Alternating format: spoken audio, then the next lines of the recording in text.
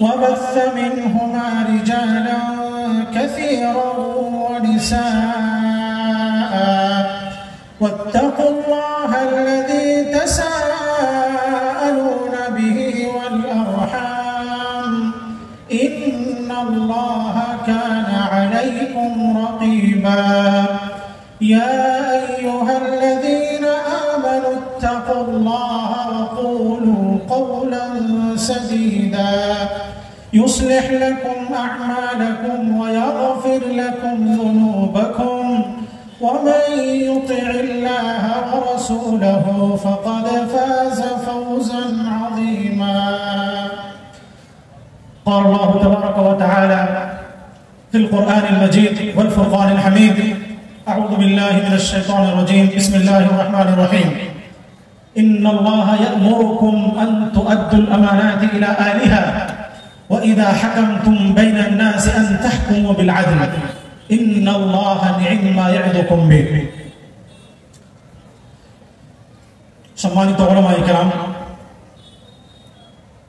মাদ্রাসা সালাফিয়া ঘোড়ারাসের কর্ণধার দায়িত্বশীল ইসলামী ভাই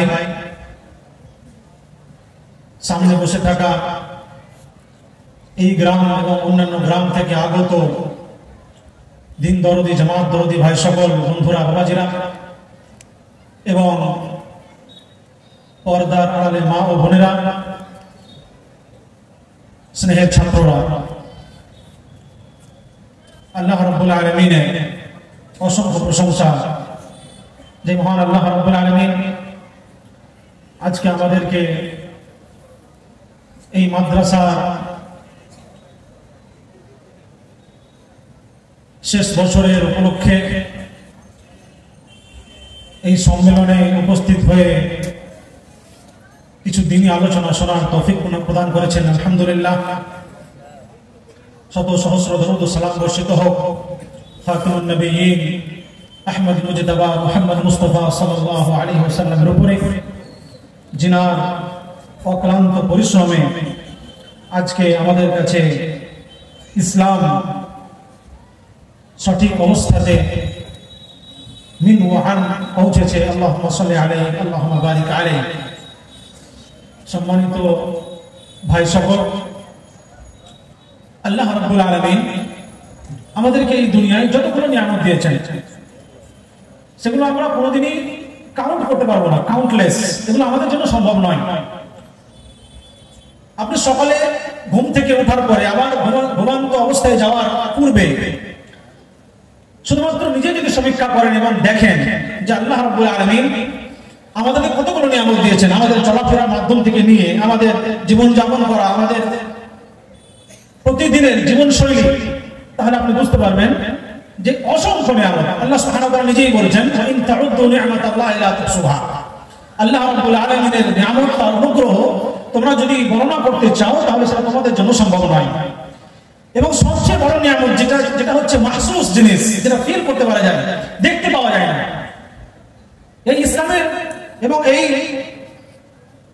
নিয়ামতের কোনো মূল নাই কোনো মূল্য নাই আমাদের কাছে তার মূল্য দেওয়ার জন্য কোনো জিনিস নাই আমরা বোঝাতে পারবো না বাক্য শব্দ তার জন্য কমে যাবে সেটা হচ্ছে দ্বীনে ইসলাম আমরা ইসলাম পেয়েছি আল্লাহ রাব্বুল আলামিন বলেছেন ইন্নাদ দীনা ইনদাল্লাহিল ইসলাম আল্লাহ রাব্বুল আলামিনের কাছে সবচেয়ে গুরুত্বপূর্ণ সবচেয়ে ভালোবাসার জিনিস সবচেয়ে প্রিয় ধর্ম হচ্ছে ইসলাম ধর্ম সেই ইসলাম ধর্মকে আমরা পেয়েছি আজকে আমরা এত হতভাগা ইসলাম ধর্ম পাওয়ার পরে ইসলামের মতো জীবন বিধান ইসলামের মতো জাবতায়ে হায়াত ইসলামের মতো যে কাওয়ানিন যে ইরশাদাতগুলো আমাদের জীবনে আমরা পেয়েছি সেগুলোকে এক কিঞ্চিত পরিমাণ আমরা প্রাধান্য দিই না যারা প্রাধান্য দিই তাদের সংখ্যা হচ্ছে অতি নগণ্য আল্লাহ রাব্বুল আলামিন তিনি বলছেন ওয়া ইয়াবতাগি গায়রাল ইসলামি দীনান ফালা ইউকবাল মিনহু দিন রূপে যদি কেউ ইসলাম ছাড়া অন্য কোনো দিনকে অন্য কোনো ধর্ম অন্য কোনো মাযহাবকে চাই সেটা কোনোদিন তার কাছ থেকে গ্রহণযোগ্য হবে না আল্লাহ বলেছেন আমরা কিন্তু দিন ইসলামকে বুঝি যে ইসলাম একটা দিন আছে আমরা মুসলিম ঘরে জন্মগ্রহণ করেছি আমরা বুঝি যে আমরা মুসলিম নাম রেখে দিয়েছি আমরা ইসলামে না আমরা মনে করি আমরা মুসলিম আমরা ইসলামের মোতাবেক জীবন যাপন করি বা না করি তাতে কোনো পার্থক্য হয় না তাতে কোনো প্রভাব পড়ে না আমরা মনে করি আমরা মুসলিম সম্মানিত ভাই, ইসলাম যদি মানতে হয়, ইসলামকে যদি বুঝতে হয়, ইসলামের মোতাবেক যদি জীবনযাপন করতে হয়, তাহলে পরিপূর্ণভাবে ইসলামকে মেনে নিতে হবে। কেননা আল্লাহ সুবহানাহু ওয়া তাআলা বলছেন, ইয়া আইয়ুহাল্লাযীনা আমানু দুখুলু ফিস-সিলমি কাফা ওয়া লা তাত্তাবিউ খুতুওয়াতিশ শাইতান। তোমরা ইসলামের মধ্যে পরিপূর্ণভাবে প্রবেশ করে যাও এবং শয়তানের খুতুওয়াত থেকে, শয়তানের ওয়াসওয়াসা থেকে, শয়তানের হাতিয়ারগুলো থেকে তোমরা কিন্তু বেঁচে থাকো। খবরদার তার তোমরা অনুসরণ করবে না। শয়তান তোমাকে বলবে না যে তুমি মাদ্রাসায় পড়াও না, শয়তান তোমাকে বলবে না যে মাদ্রাসা ঘোড়ারাসের যে প্রচেষ্টা চলছে, যে মেহনত চলছে তাতে তুমি অংশগ্রহণ করো না। শয়তান এগুলো বলবে না। শয়তান কিন্তু ব্যাকসাইড দিয়ে আপনাকে প্রচেষ্টা করবে, শয়তান আপনাকে দিয়ে বোঝাবে। শয়তানের যেগুলো ওয়াসওয়াসা, শয়তানের যেগুলো হাতিয়ার, শয়তানের যেগুলো অস্ত্র, সেগুলো ডাইরেক্টলি হয় না, সেগুলো ইনডাইরেক্ট। যদি তাই হতো তাহলে আল্লাহ বলতেন ওয়ালা তাত্তাবিউ শাইতান। কিন্তু আল্লাহ কি বললেন? ওয়ালা তাত্তাবিউ খুতুওয়াতিশ শাইতান। শয়তানের যে ওয়াসওয়াসা, শয়তানের যে হাতিয়ার, শয়তানের যে অস্ত্র, আপনাকে শয়তান বলে যে ফজরের সালাত আদায় করার জন্য বিছানা থেকে উঠছো না, ডাইরেক্ট বলে। আপনার অন্তরে এটা দিবে না। কি দিবে? ঘুম আসছে, এখন ঘুমিয়ে যাও, এখন খুব শীত পড়েছে, এখন ঘুমিয়ে থাকো, তোমার ঘুম পূর্ণ হয়নি, এখন ঘুমিয়ে থাকো। আপনাকে ব্যাক সাইড দিয়ে তার অস্ত্র ব্যবহার করবে। আল্লাহ বলছেন ওয়ালা তাত্তাবিউ খুতুওয়াতিশ শাইতান। সম্মানিত ভাই, আজকে আমাদের সমাজ যে জায়গায় রয়েছে, সেই জায়গায় আমাদের অবস্থা কেমন জানেন? যেমন আল্লাহ বলছেন আফাতুমিনুনা বিবাদিল কিতাবি ওয়া তাকফুরুনা বিবাদ। তোমরা কি কিতাবের কিছু অংশকে মানো আর কিছু অংশকে তোমরা কি ইনকার করো? কিছু অংশকে তোমরা তার উপরে বিশ্বাস রাখো এবং কিছু অংশকে তোমরা মানো না। আমাদের অবস্থা তাই হয়েছে। আমরা যতটা দরকার, যতটা মনে করি আমার মনোভূত হচ্ছে, আমার নফস আমাকে বলছে, আমার ইচ্ছা যাচ্ছে, ততটা পর্যন্ত আমি ইসলামকে মেনে চলি, ততটাই আমি ইসলামে আনুগত্য করি, ততটাই আমরা হাদিসের অনুসরণ করি। আর যতটা দরকার নাই, আমার ইচ্ছা হয় না, আমার সুযোগ সুবিধা অনুযায়ী নয়, আমরা ইসলামকে মানি না। সম্মানিত সুধী, আল্লাহ রাব্বুল আলামিন শুধুমাত্র এই গ্রামবাসী এবং এই এলাকাবাসীর জন্য এত বড় একটা নিয়ামত দিয়েছেন, সেটা হচ্ছে দিন শিক্ষা, ইসলাম শিক্ষার একটা প্রতিষ্ঠান তৈরি করে দিয়েছেন। আপনি কি মনে করছেন যে এই বিদ্যা তো ভালো বিদ্যা নয়, তাহলে আমি এখানে কেন আমার ছেলেকে দেবো বা আমি কেন এগুলো শিখবো?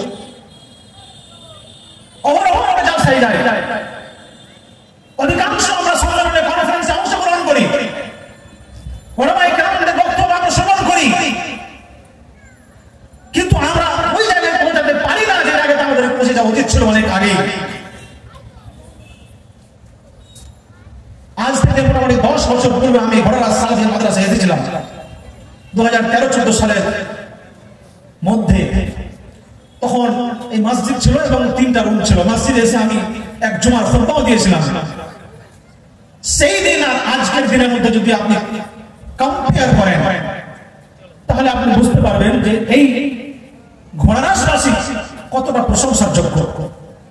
যারাই শ্রম দিচ্ছেন, যারা অর্থ দিয়ে সহযোগিতা করছেন, যারা এই দ্বীনে ইসলামের কেল্লাকে আরো বড় করে করার জন্য বা এই জায়গাতে আরো যেন দ্বীনের বড় সিপাহী তৈরি হয়, এর জন্য যারা প্রচেষ্টা করছেন, প্ল্যানিং করছেন, তারা কত প্রশংসার যোগ্য আপনি নিজে বুঝতে পারবেন। যদি আমার জায়গাতে আপনি থাকতেন তাহলে বুঝতে পারতেন। সম্মানিত ভাই, আল্লাহ রাব্বুল আলামিন কোরআনের মধ্যে বলছেন ইন্নাল্লাহা ইয়া'মুরুকুম আন তু'আদ্দুল আমানাতি ইলা আহলিহা।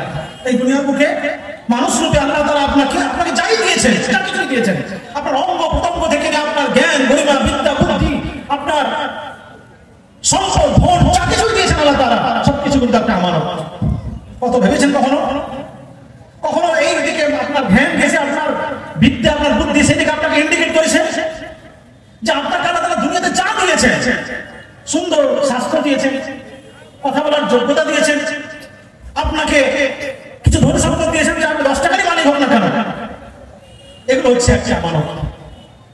আল্লাহ রাব্বুল আলামিন এক জায়গায় কোরআনে বলেছেন আল্লাযী খালাকাল মাউতা ওয়াল হায়াতা লিয়াবলুয়াকুম আইয়ুকুম আহসানু আমালা।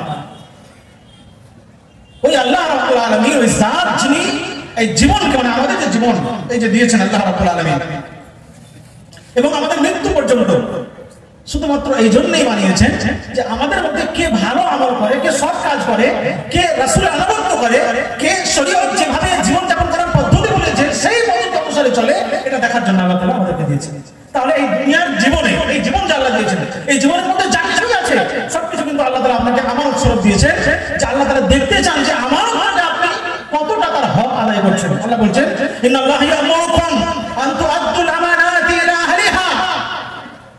আল্লাহ সুবহানাহু ওয়া তাআলা তোমাদেরকে হুকুম দিচ্ছেন, আদেশ করছেন। কি আদেশ করছেন? যে আমানতটাকে তোমাকে দেওয়া হয়েছে ওই আমানতটা তাদের আমানতের যে হকদার তাদের কাছে পৌঁছে দাও। এবং আপনি এই আয়াতকে নিয়ে নিজে যদি সমীক্ষা করেন তাহলে আপনি যেখানে আছেন, ছাত্র যদি হন তবুও আপনার কাছে আমানত আছে, আপনি যদি আলিম হন আপনার কাছে আমানত আছে, আপনি যদি জ্ঞানী গুণী হন আপনার কাছে আমানত আছে, আপনার কাছে যদি কোনো পদ থাকে তাহলে আপনি আমানতদার হয়ে আছেন। আপনার কাছে যদি আল্লাহ তাআলা অনেক ধন দৌলত দিয়েছেন তবুও আল্লাহ তাআলা আপনাকে আমানত স্বরূপ এগুলো সব দিয়েছেন।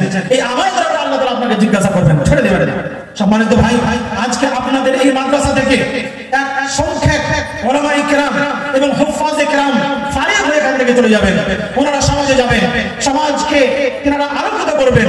এই সমাজ আজকে আমাদের পিপাসু হয়ে আছে। সমাজ চাইছে এমন লোক দরকার, এমন আলিম দ্বীন দরকার। সমাজ চাইছে এমন মুহসিন দরকার, এমন মুজাদ্দিদ লোক দরকার যে সমাজে এসে আমাদের মধ্যে যেগুলো সমস্যা রয়েছে, যেগুলো প্রবলেমস রয়েছে তার সলিউশন বের করে দেওয়া। আমরা এত কিছু শোনার পরেও, এত বড় বড় সম্মেলন করা সত্ত্বেও, এত বড় বড় আয়োজন করা সত্ত্বেও আমাদের মধ্যে পরিবর্তন আসে না। এর মানে হচ্ছে যে সমাজের মধ্যে শেষ পংক্তিতে বসে থাকা, শেষ লাইনে বসে থাকা মানুষের সমস্যার সমাধান করতে হবে, নচেৎ এগুলো করে কাজ হবে না। আর সমাজের শেষ লাইনে পৌঁছানোর জন্য একজন আলিম দরকার আছে, এই লোকাল আলিম দরকার আছে, এমন আলিমে দ্বীন যে আলিমে দ্বীন সঠিক কোরআন পড়তে জানবে, তার ব্যাখ্যা জানবে, সঠিক হাদিসের ব্যাখ্যা জানবে, সঠিক হাদিসকে মূল্যায়ন করতে জানবে। সেই যদি সমাজে যায় তাহলে সমাজ যে জায়গায় আজকে রয়েছে বিদআত খুরাফাতের মধ্যে, শিরক ও ওয়াহিয়াতের মধ্যে, সেখান থেকে সমাজকে বের করে সঠিক জায়গায় নিয়ে আসার জন্য সে প্রচেষ্টা করবে।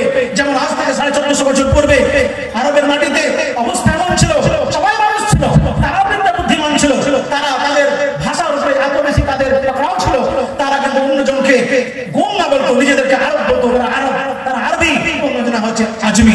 কিন্তু সেই অবস্থাতে আল্লাহ রাব্বুল আলামিন সেই মাটিতে নিজের রাসূলকে প্রেরণ করলেন এবং সেখানে তাদেরকে ইসলামের আলোতে আলোকিত করলেন।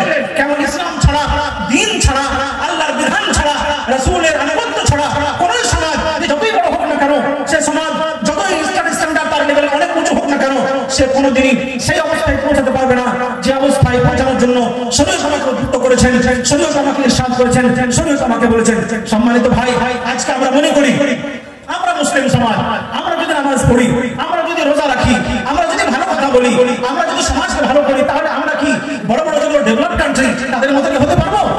ভাই, আপনার আমার কোরআন নিয়ে, আপনার আমার তুরাফ নিয়ে, আপনার আমার সম্পদ নিয়ে অন্যান্য জাতিরা আজকে আমাদের থেকে কয়েক হাজার গুণ এগিয়ে রয়েছে।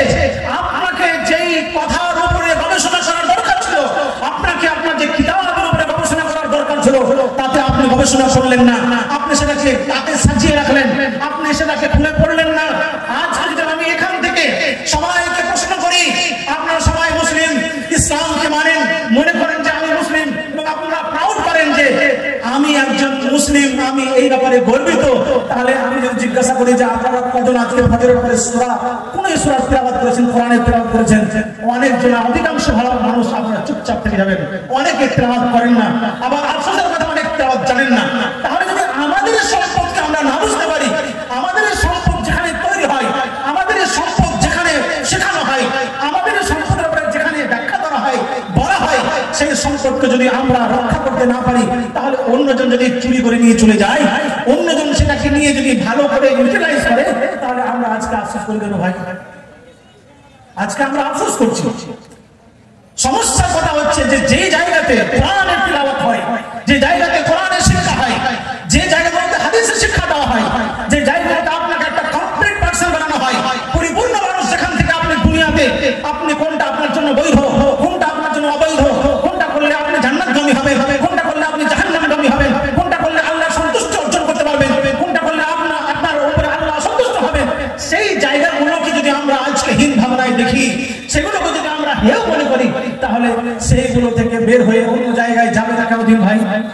সেখান থেকে শিক্ষা অর্জন না করে অন্যান্য জায়গাতে শিক্ষা অর্জন করবে, আবার আপনি এখানে বসে চুপচাপ বসে থাকবেন এবং বলবেন আমার ছেলে আমার কথা শুনে না, আমার ছেলে আমার অবাধ্য হয়ে গেল, আমার ছেলে মদ খাচ্ছে, আমার ছেলে জুয়া খেলছে, আমার ছেলে আমার কথা শুনছে না, আমার ছেলে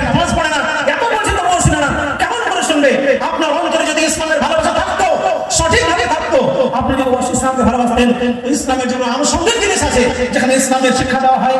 যেই লোক ইসলামের শিক্ষা দেয়, যেই সমাজে ইসলামের শিক্ষা বাড়াওয়া পায়, সেই জায়গাকে, সেই সমাজকে, সেই শিক্ষা প্রতিষ্ঠান ভালোবাসতে শিখলেন না। যদি তাকে ভালোবাসতে না শিখেন তাহলে ইসলামকে ভালোবাসতে কোথায় শিখবেন? কখনো সম্ভব নয়। আমি বলছি আল্লাহ সুবহানাহু ওয়া তাআলা বলছেন ইন্নাল্লাহা ইয়া'মুরুকুম আন তু'আদ্দুল আমানাতি ইলা আহলিহা। আপনি আজকে এখান থেকে ফারিগ হয়ে যাবেন, আপনি আজকে এখান থেকে নিজের পড়া পূর্ণ করে সমাজে যাবেন। সমাজ আপনাকে দেখছে, আপনি হচ্ছেন কওমের আমানত, আপনি সমাজের আমানত, জাতির আমানত।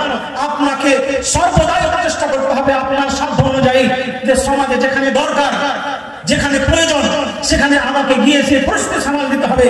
আর আপনি কোনো কারো ষড়যন্ত্রে, কোনো কারোই খারাপ কথাতে, কারো কোনো কটু কথার উপরে বিশ্বাস না করে এবং ভয় না পেয়ে আল্লাহ রাব্বুল আলামিনের রাস্তায় সব সময় ধাবিত হয়ে থাকবেন।